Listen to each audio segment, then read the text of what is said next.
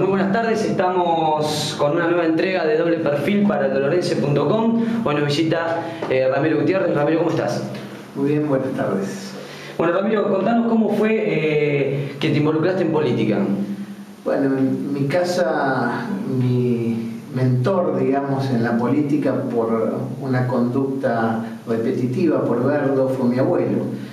Mi abuelo era quien manejaba las ideas políticas de la casa, quien tenía una máquina de escribir, y esa máquina de escribir era la respuesta para muchos vecinos que venían y le decían: Molongo, se quemó el foco, Molongo, la zanja está tapada. Entonces mi abuelo hacía la nota, esa nota iba a la municipalidad y él llegó a ser secretario de gobierno de la Municipalidad de Dolores. Y cuando me fui a estudiar, con el esfuerzo de toda la familia, porque realmente hubo que poner todos un poquito para que yo estudiase, él me prohibió hacer política. Me dijo: tenés que ir a estudiar porque tu obligación está en volver siendo abogado y tratar de que tu familia esté un poco mejor, y lo que no debes hacer es lo que hice yo, no las políticas. Y así me fui a estudiar, estudié, volví siendo abogado, trabajé como abogado, ejercí el derecho penal, que es mi pasión. Y luego, de la mano de Alfredo Mechievi, incursioné en la política, más en la política técnica, que como un cuadro técnico que como un cuadro militante. ¿Por qué siempre se tiende a asociar el poder con la corrupción y no con el bien? Mira, para cualquiera de las dos cosas se necesita poder, tanto para transformar la realidad y dar soluciones a la gente, o necesitas poder si manejas un espectro de corrupción y dirigís tus acciones a dañar a la sociedad.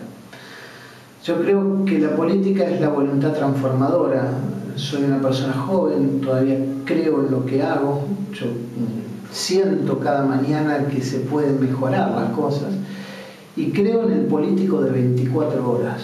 El político que se dedica a la vida por los demás tiene que dejar hasta su vida personal, ¿no? Uno puede estar el domingo transitando en auto con su familia y la familia va a mirar la ciudad y vos vas a mirar que la alcantarilla está tapada, y que esa misma tarde vas a llamar a alguien para que la vengan a destapar. La política de acción es una política de 24 por 24. ¿El fanatismo es bueno, es malo? Y más cuando se toma solamente para una persona, ¿el fanatismo le hace bien a la política? No, los extremos le hacen mal a la política. La política debe transitar por el medio, y creo que nosotros tenemos en el futuro cercano un gran compromiso de volver a reestructurar la política del diálogo, ¿no?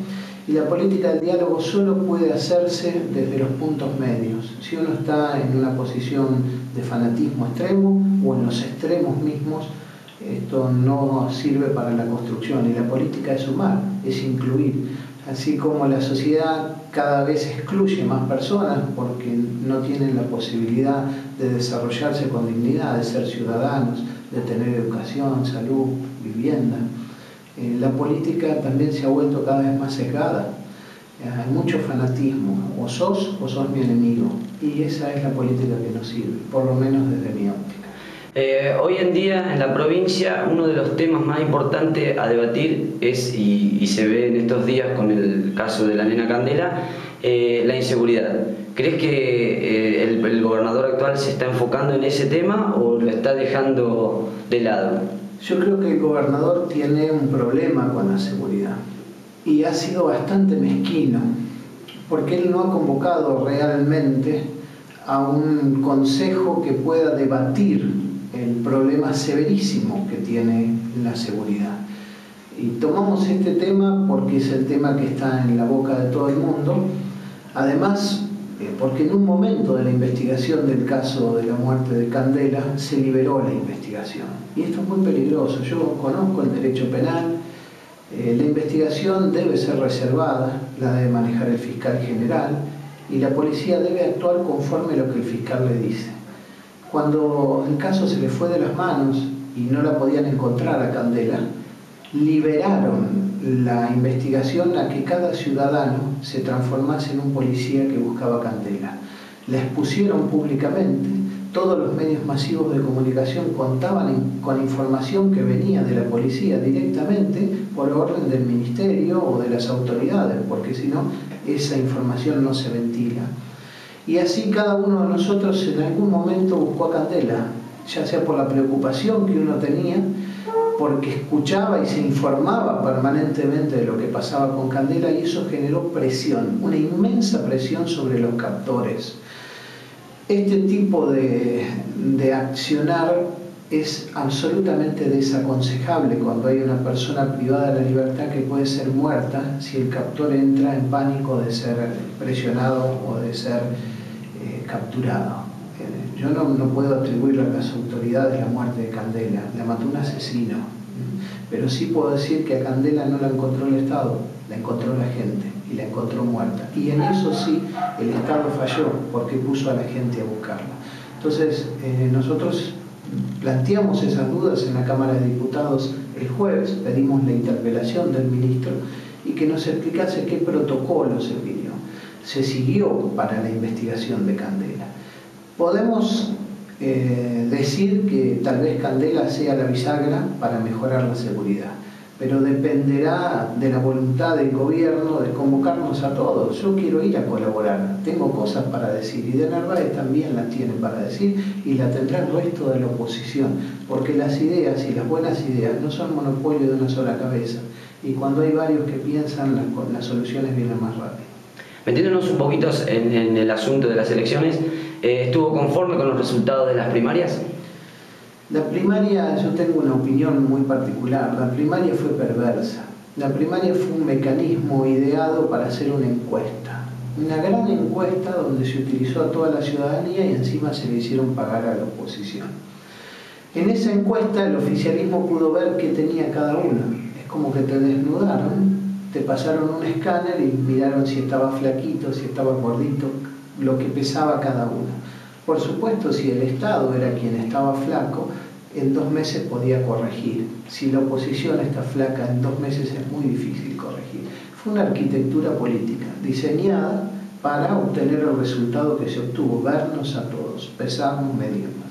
Fuera de eso, me parece que hubiese sido mucho más útil que se diseñase la boleta única para que todos los ciudadanos pudiésemos votar, no se gastase dinero, que cada persona que iba a votar el día del comicio, el presidente de mesa le entregara una sola boleta. Y ahí se acaba el fraude, se acaban las sospechas, se acaban los gastos terribles que cuestan la elección, se acaban los punteros, se acaba la gente que va a cambiar un voto por la solución de una necesidad.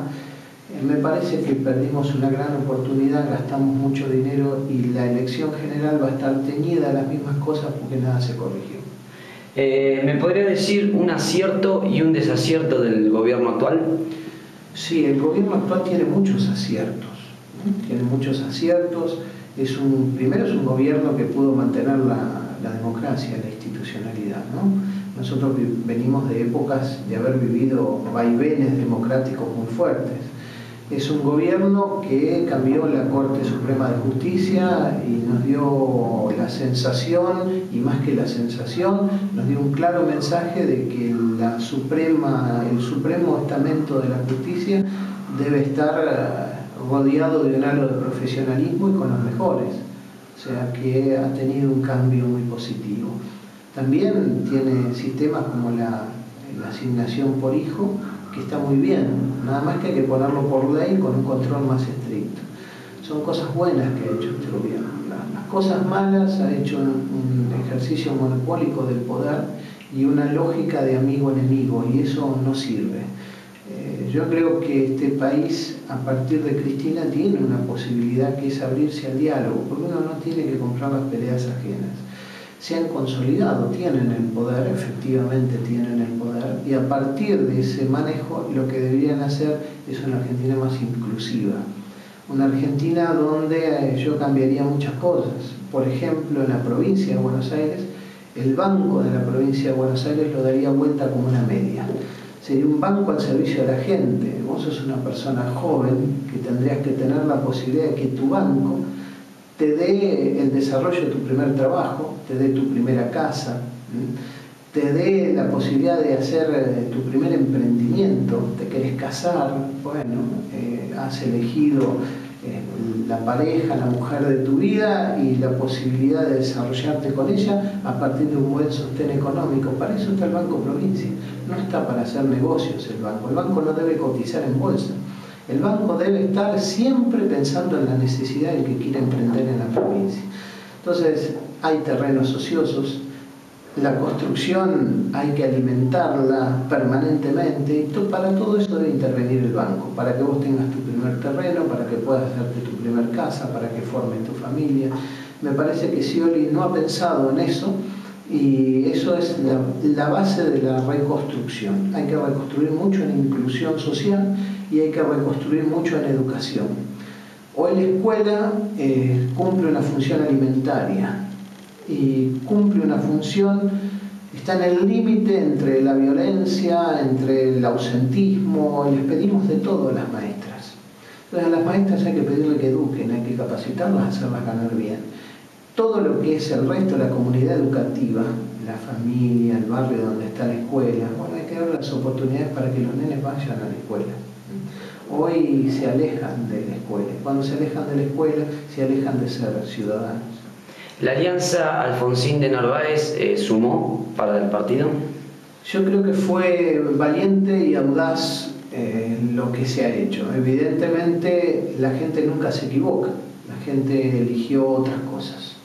Habrá que ser nuevamente audaz e inteligente para proponerle al ciudadano una propuesta de gobierno, comunicarla mejor, como para que la ciudadanía pueda entender que la constitución de la oposición también es valiosa.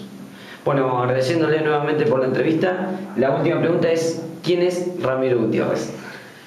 Ramiro Gutiérrez es un dolorense, es un abogado que con pasión desarrolló durante mucho tiempo el derecho penal y todavía me late en el corazón el derecho penal, y de ahí conocí mi vocación por lo público, amo mi ciudad, creo que se pueden hacer muchas cosas por mi ciudad y en algún momento volveré a ella no con una propuesta legislativa o con leyes a las cuales me he dedicado a realizar en los últimos tiempos, sino con una propuesta ejecutiva. En algún momento me gustaría ser el intendente de la ciudad. Bueno, muchísimas gracias y mucha suerte para las próximas elecciones. Gracias a ustedes.